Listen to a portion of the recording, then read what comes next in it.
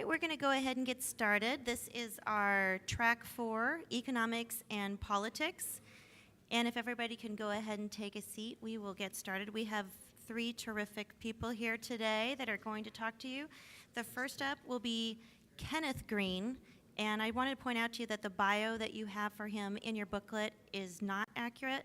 So let me tell you a little bit about Kenneth. It ended up with his picture, but some other fellow's very impressive also life. He is a resident scholar at American Enterprise Institute. He studies climate and energy policy, and today the title of his talk is actually accurate in the book, and it says, A Green Economy or a Tide of Red Ink. And he's going to come up for us first, and then I will introduce the others to follow so you know who's talking to you at the time. This is a long commute to the podium there. Good afternoon. Thank you all for hanging out and staying late. I'm going to do my best not to look like a mole man, but the lights up there are kind of bright, so if I squint, it's not because I'm squinty-eyed or shifty-eyed, it's because I'm being blinded by the Klieg lights at the back of the room. First, I feel I do have to actually say who I am because they did such a great job of scrambling my identity that I've gotten several emails now wondering when I changed names and changed jobs and changed my face. I am Kenneth Green, not Keston Green. I work for the American Enterprise Institute, not Monash University. And I have asked Keston, hopefully that Keston will not sue me for defamation of image or be too bothered by the weight loss mail he's going to receive that normally only comes into my spam filter. So hopefully this won't be the end of our collegial working relationship. I won't be using PowerPoint today. I'm of the school. I used to be a big PowerPoint user until I realized that power corrupts, and PowerPoint corrupts absolutely. And I decided to give it up. I took a 12-step program away from PowerPoint and haven't looked back. I also like to start out by revealing my biases, just to sort of get that out of the way. I'm an environmental scientist by training. My doctoral degree is in environmental science and engineering from UCLA. I'm an economist by exposure, some would say contamination, possibly infection. I've worked with economists, generally market-based or free market economists at think tanks for about 15 years now. And I'm a socially liberal and fiscally conservative. Some people call that libertarian. My wife thinks we should form a new political party called the Solificons. I think that sounds a bit too much like the Transformers, but she thinks the kids might find it cool, and it's all about the youth vote now, right? So, well, what do I also want to give my quick introduction of what I believe about climate change before I get to the main topic. What do I think about climate change? I think we've seen a modest warming since the 1800s as we emerged from the Ice Age. There is a plausible theory that greenhouse gases retain some heat in the atmosphere. Clearly, from what we've seen, where we've had the last 10 years and periods of downward movement of the global average temperature, even while greenhouse gases are going up, that's a relatively minor component that can be easily swamped by secular change. But I am of the opinion that it is real, and that if we happen to be in a period of increasing average temperatures, the greenhouse gases will exacerbate that a little. And if we're in a period of downward temperatures, the greenhouse gases will cushion the cold. So that's my basic idea. My focus today, though, is on the proclaimed greening of the economy, about which I am much more deeply skeptical than I even am about the impact of greenhouse gases. You've all heard the litany. We're going to switch to green tech, which will spur green jobs, new green tech markets, and will stop global warming. And best of all, it's all going to be free, or we'll make a stupendous profit at it, selling all of our new technologies to the benighted world, which actually has been unable to think of these things for 20 years, even though they have had adequate drivers to do so. People always do this. They say, well, American ingenuity will solve it, and I point out that, well, the Japanese have often cleaned our clock technologically, and they import every drop of oil. You'd think if there was a motivation to come up with a better fuel, they might have done something about it. The Israelis also are not exactly without technology, and they literally get their petroleum and things from their dire enemies, mortal enemies. You'd think they might have managed something to do with it, but no, we're just going to, because we proclaimed it and they've given it my name, it's going to be solved. I do want to protest the perversion of my family name. by its association with these sort of technological delusions, ideological extremism, and nature worship. But I will point out I have had only green jobs since the time I was 14, and I have lived a nothing but a 100% green life since I was born. So I was green before even Kermit was green. Let's start with the green technology. Is it the Holy Grail? What is it exactly? Traditionally, as I was in school, I learned a green job is basically cleaning up gunk, right? If you're an environmental scientist and you're in a green job, you're cleaning up waste, you're cleaning up water pollutants, you're cleaning up hazardous waste spills.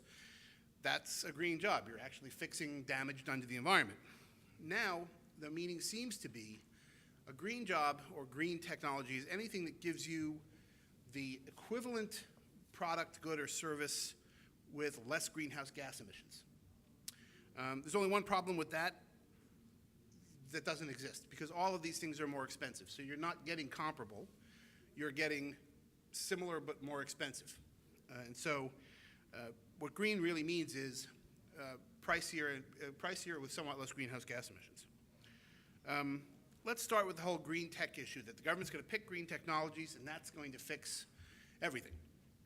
And ask how good the government is at picking winners and losers in the field of technology. Well, probably one of the best examples actually is Japan.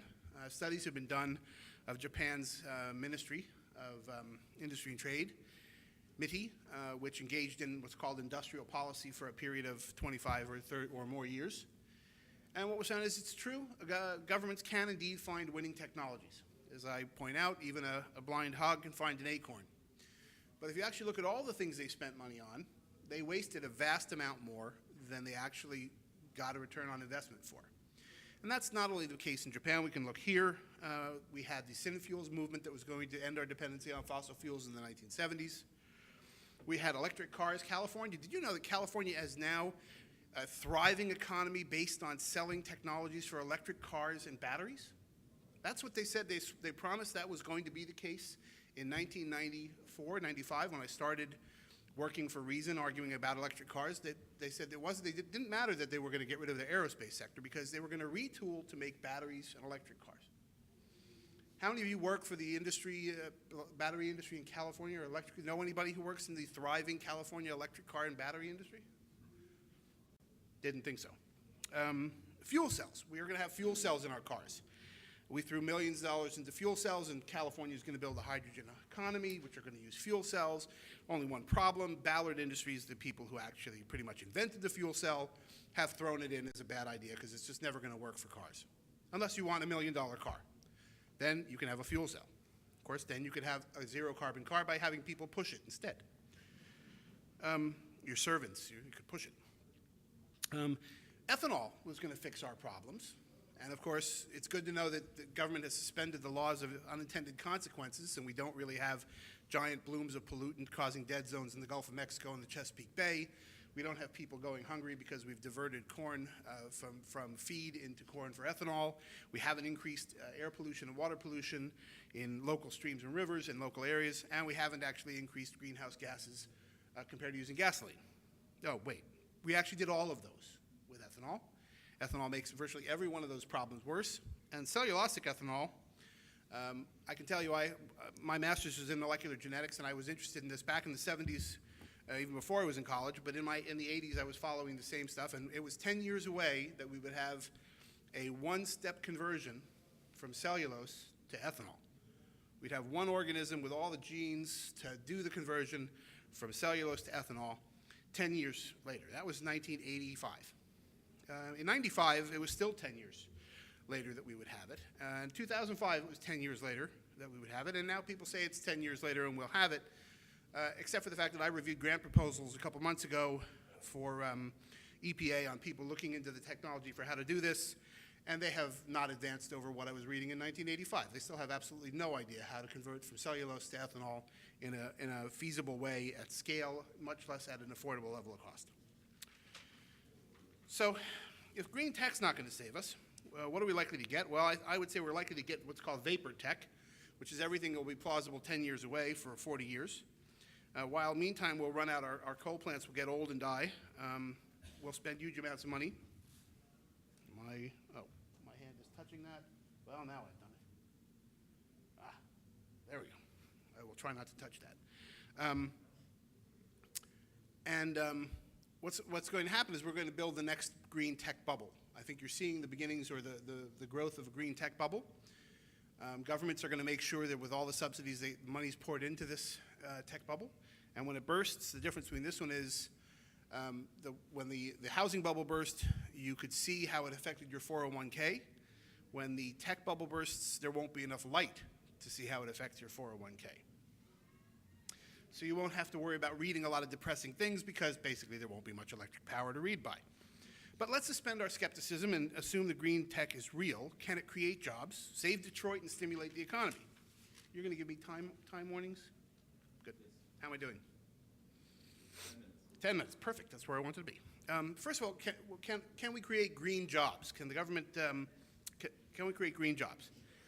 Well, the first thing to remember, of course, is that the government doesn't actually create jobs in the free market. The government takes jobs from one place and moves them to another. Or more accurately, they take the money that's being used to create a job in point A and they throw it at point B. Unless, of course, you assume that everybody just keeps their money in their mattress and doesn't use it, doesn't put it in a bank where it's loaned out to help business. They don't use it in their own businesses. They don't have it in their stocks or their funds. At this point, if they do, they probably should have it under their mattress. But I'm not an investment broker, so don't take that as advice. But basically, the way it works is government shuffles things around. The subsidized jobs, by definition, are less efficient uses of capital than the market would have chosen, which means they're less economically productive than the jobs they displace, and they contribute less to economic growth than the jobs that were displaced. The final good that they make, by the way, is also non-economic, and that is it's not competitive with any of the alternatives without sustained subsidies and governmental supports, which is the case with most roads, rail systems, mass transit, and windmills, likely windmills, solar installations, and so on. And if these things eventually have to be decommissioned, as has been done with wind farms, the cost of they either stay there as a visual blight on the land, or the cost of decommissioning them adds insult to injury. The federal jobs, the federal government is involved in this job quote creation, because of the Davis-Bacon Act, they have to pay the prevailing rate, wage, or more in any area they create jobs. And since these are generally construction jobs, you're talking about unionized areas where they wind up paying union wages, which means you're displacing private sector jobs, which do pay less, but therefore are more efficient and more productive, with unionized jobs that come with all of the union mentalities to go with it. You just have to love the idea that we see these strikes in Europe, general strikes where the transportation system shuts down entirely, right? And trash systems are shut down, and there's whole complete economic dislocation. Can't you just wait until the 25,000 windmill maintenance union wants to go out on strike? It's going to be really fun to have them just go out on strike. We're just going to let the lights go off for, a month or two. The windmills aren't working anyway, so. That's right. It probably won't hurt much unless the backup power people go on strike, which they will in solidarity. The gas workers will go out on strike in solidarity. And the other point that people don't generally focus on is that when the government makes jobs, they generally take a cut for themselves, right? So they're going to take the money from, in this case, energy industries, by your carbon taxes and whatever. They're going to take a nice big chunk for the general budget, for budget deficit reduction, and they're going to pass on a little bit of it over to those people who create the so-called green jobs. Unless you think government jobs are green jobs, most of the jobs that are going to be created will not be green. They will be government.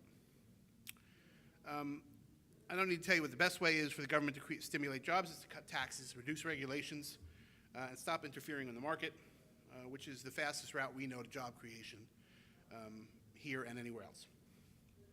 There are claims that it's different because it's green, because we'll get a secondary benefit of reduced harms in the future and reduced health hazards in the future from exposure to the toxic products of fossil fuels.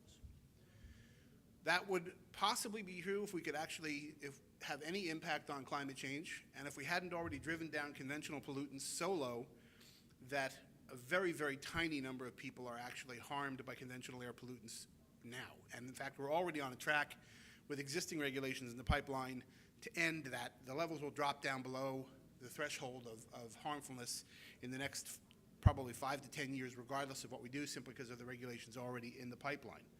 So we will not see a secondary benefit because the thing is green that will make up for the waste and the lost productivity that we'll experience as a result.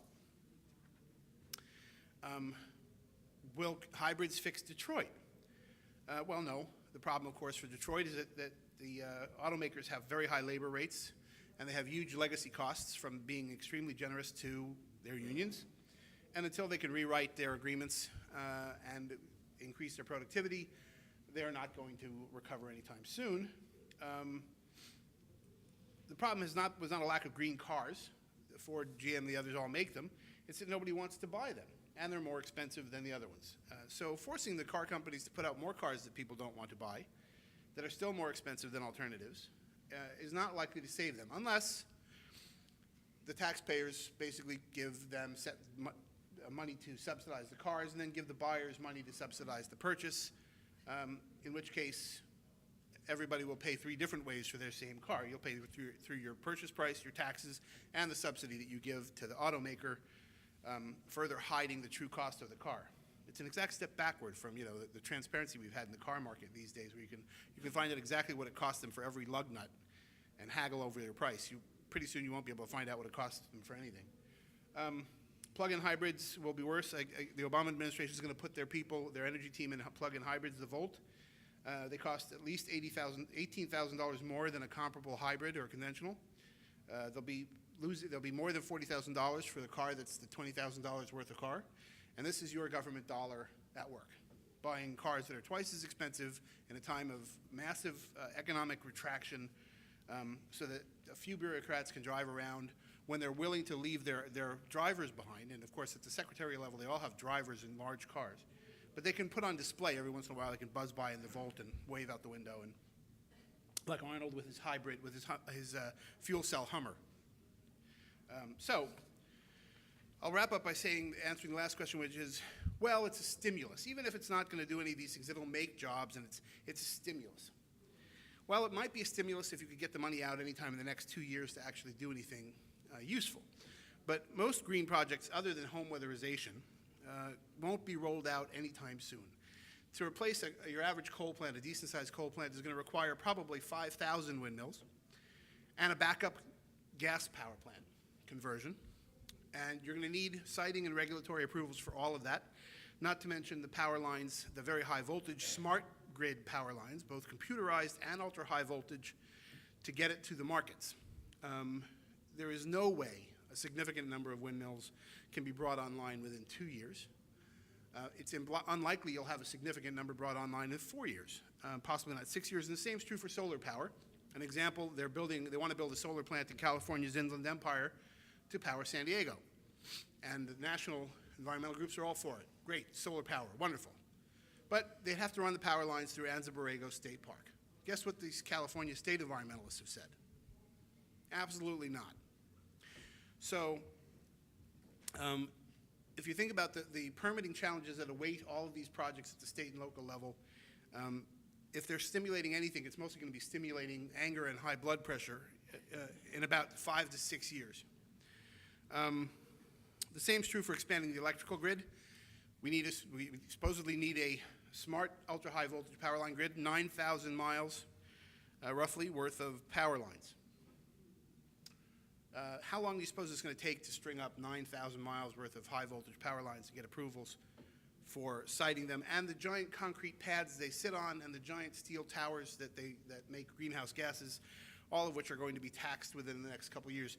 You have to wonder if there's going to be exemptions for concrete used to make windmills as opposed to concrete used to make buildings, and the same for steel used to make those, and whether or not those can be imported or not. The whole won't export the job thing, it'll be interesting to see if that stands up to trade wars.